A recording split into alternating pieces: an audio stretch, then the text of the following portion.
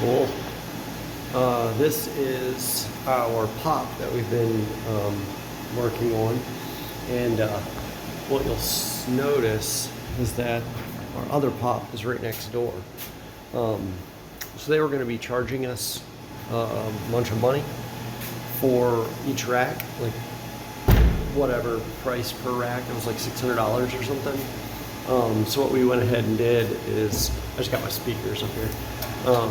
Went ahead, Kirk, Seth, and myself, a couple days, we put in a 100 amp, three-phase electrical service. This is 12208, and we went ahead and we've got a ton of circuits.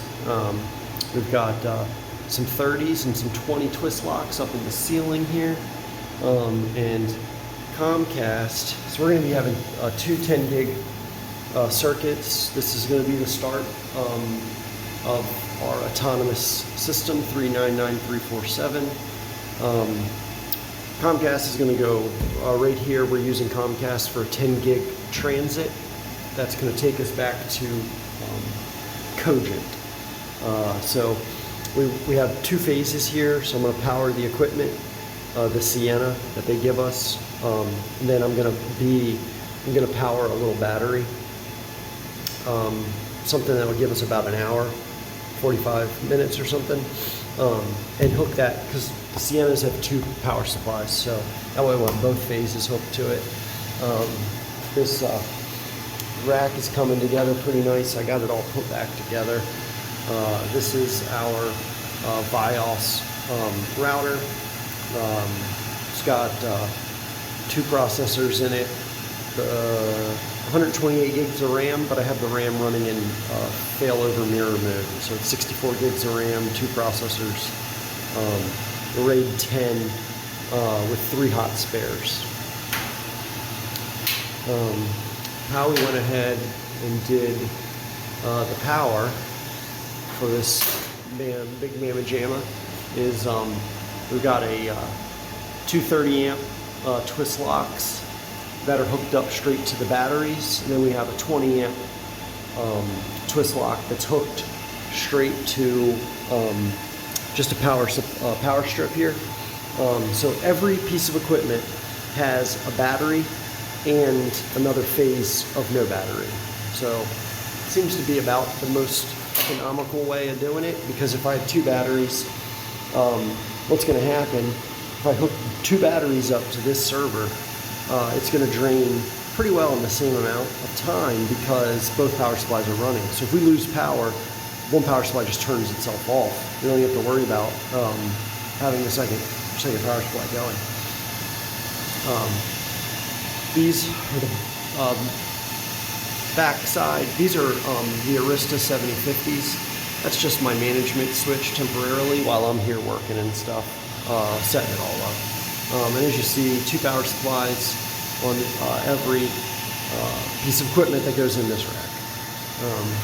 There's the batteries we rebuilt, still humming right along. This is pretty good room. I mean, I just got this table set up so I have a little place to work. Some of our optics that we're messing around with, and I got a little rack over here. But this side doesn't look as good just because I've been in it a little. So on the business end of this rack here, what we have, I've got a 10 gig. This is pretty much what we're doing here is, because these Intel DA2 interface cards are 10 gig, 2 ports on a PCI card. We have 3 cards. Oh gosh, that's bright. We have 3 cards. So there's 6 on the cards, and then there's 2 more down here on a mezzanine card.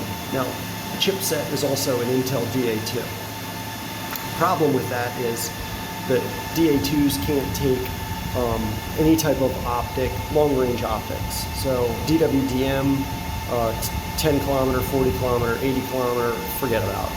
It's not happening. There doesn't seem to be even a workaround, and the more I think about it, it's not a great solution anyway. So in comes the Arista 7050S's. These are 52 port, 10 gig. There's another model where it's 48 port, and then these are 40, I think. Or there's two 40s over here, or something like that. These are back to front airflow, so the air is coming out right here in my face. I'm assuming that is to keep 48 optics cool. And it came out of a data center used. So we've got our management up. I've got a console here that I'm working on. And how I'm going to be using these switches is this switch is going to be north of the router, and this switch is going to be south of the router. So my Windstream, this is a 2 kilometer 10 gig optic, because the Windstream building is only 3,000 feet, 3,133 feet away. So I'm getting a -3 on that optic, which I'm just going to go ahead, and that sounds great. This DAC cable, I'm basically using this switch as a glorified media converter to convert whatever the hell I want up here into a DAC cable to get to my router. It gives me some features too, so I can have a warm spare router plugged in right here to both of these, sitting on another router right up here. And then I actually could deploy a warm spare pretty easily in an emergency situation. We're going to have a warm here. I have 3 of these, so I'll probably have one for lab purposes, one for the warm spare, and then this guy for production for the time being. So we're going to be receiving our connections on this bottom one. Obviously, we're never going to use all these ports, but I'm also going to use this for peering. So if a customer comes in, let's say they get some bandwidth from us and they want to peer, we can peer on these too with the end user. But most likely this bottom one is going to be chilling, pretty well not populated, nothing like the top one. Now the top one is going to be south of our router. So we're going to be coming out of our router with a 2x10 LACP here. I was thinking about doing a 3x10, but we can add that later, without busting up traffic. So coming out of my router, I'm going to come onto this. I'm going 2x10 40 kilometer DWDM optics, and I'm coming out onto a DWDM single fiber system. Now this is going to ultimately be a quasi ring, but for the time being, this is a mux to mux DWDM with an OADM in the middle. So this particular set of channels, I designed it so that these two, actually, if you look up here, these 4 channels go all the way through the system to the far end. These 4 channels go to the OADM in the middle. So we'll be able to put up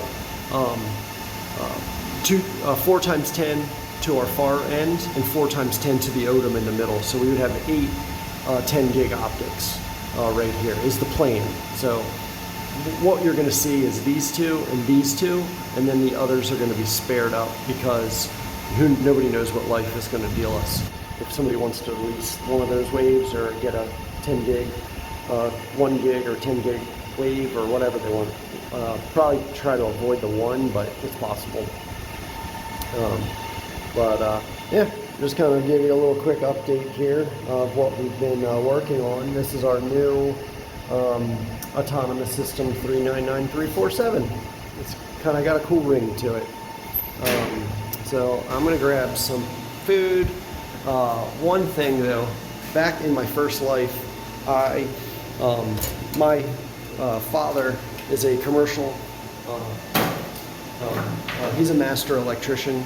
He's 90 now, so he's not doing a whole lot of electrical work, but he taught me a lot growing up, and I enjoyed doing commercial. And you can see some of my our conduit going on here. This is temporary. This is just for the lights right this second. She's dangling, but I'm going to convert it over to this, and we're going to put some nice lights in down the center.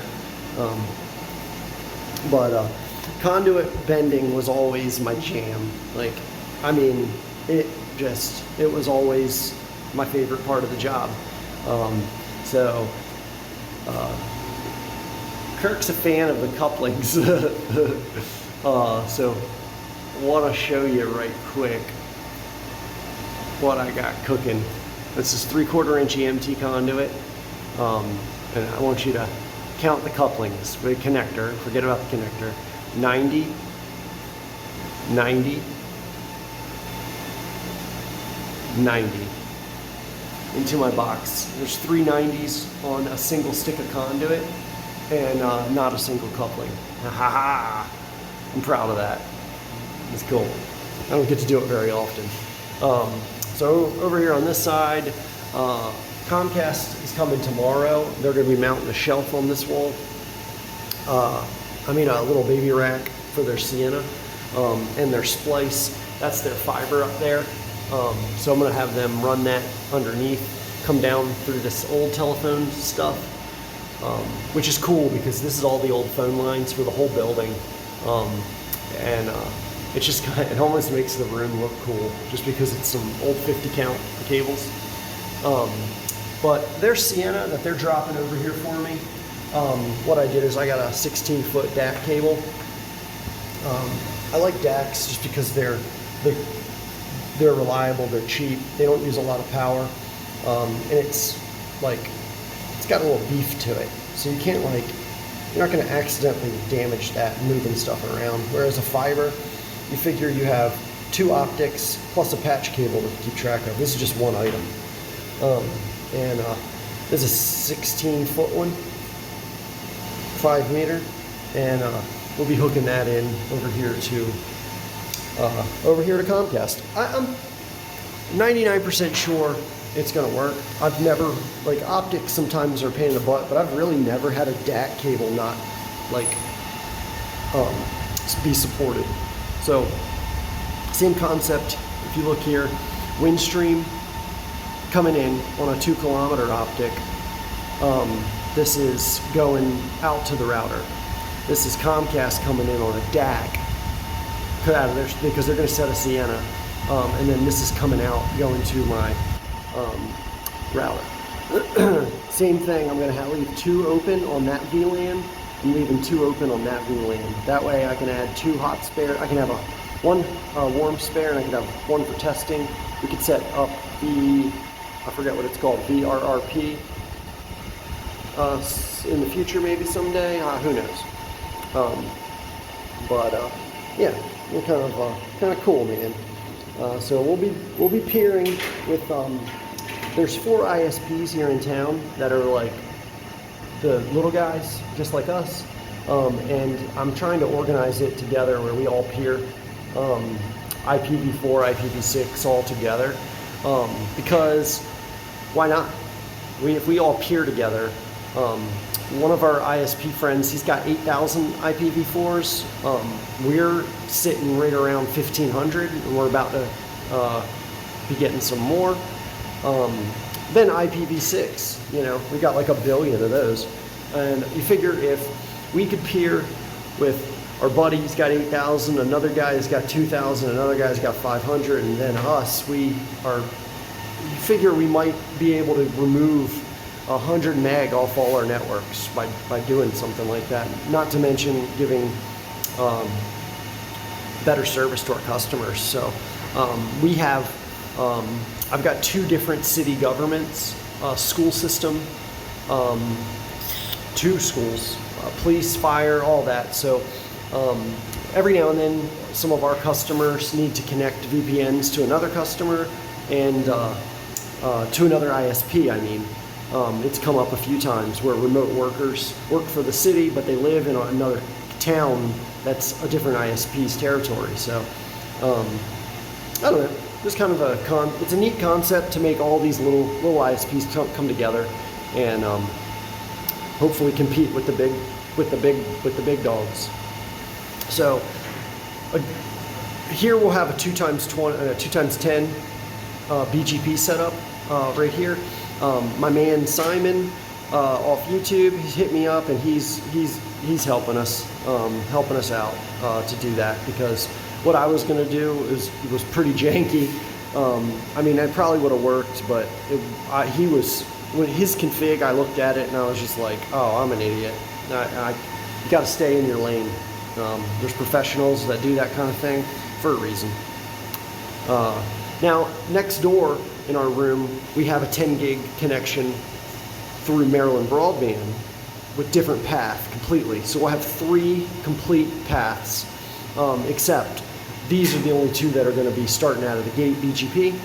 That one over there, it's probably just going to leave it alone and slowly migrate customers. There's just an air filter that I rigged up, and it works great, just to get rid of the dust out of here. And then we got this awesome stand-up air conditioner. This is just a temporary solution for the time being, and we just got it vented up out of the wall here. But I came in, I had this thing set on 69, and I came in, dude, and it was cold, cold, cold in this room. And we're in the basement, so you figure it almost stays kind of cool by default, because this is like this is a 100-year-old building, so it's real concrete, and they're like 2 foot thick. But this might end up being the permanent solution, as good as it worked, at least until we got like probably 5 more servers going in here, and then it'll probably be too hot, but we'll see. But cool. Well, I'm gonna go grab a bite to eat. I hope everybody's still hanging out with me and having fun. So, well, we got an E320 with all my Red Bulls, and we got a beer because this sucks. So I got home today, and all my windows went up, and except this one, I think it fell off the glider, or hell, I don't know what happened. So we're gonna just kind of go through taking this apart. So I watched a video right quick. Looks like this pops. There's a clip down here, and then there's a 3rd screw there, and then there's a little Jimmy jank trick. So let's see how far we can go. So got this joker off. I'm not sure if it's got something to do with this airbag here. Oh yeah, it's got extra screw because of the airbag. Duh. So if your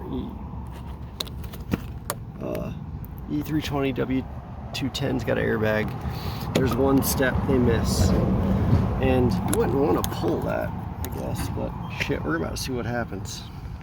Whatever. The airbag didn't blow up in my face, which is pretty gangster, I guess. So, don't see anything that's super duper obvious. Oh, I see some parts down here. I wonder what that goes to. It's probably a sound that I've been hearing, though. I wonder if that has something to do with the window. Let's not lose it. I guess what we'll do is start the car, and there's 3 wires here, so I wonder if I can even try to put the window up. Oh, this broke. Yeah, that sucks.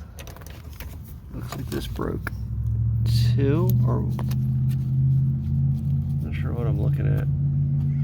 Oh yeah, these broke. So we're gonna have to pop these off and glue them back.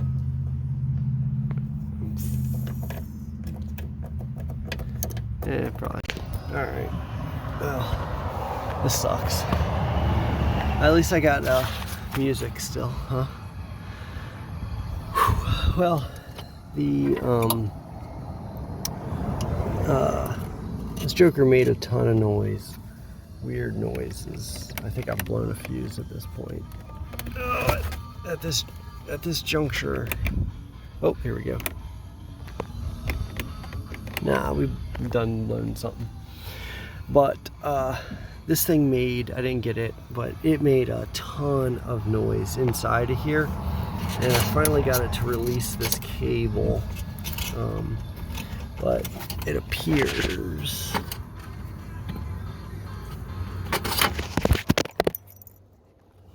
Yeah, it appears a couple things happened. A, whatever these parts are broke. So that probably is what led up to the failure. And I'm gonna get the number off of this. Let me collect my screws.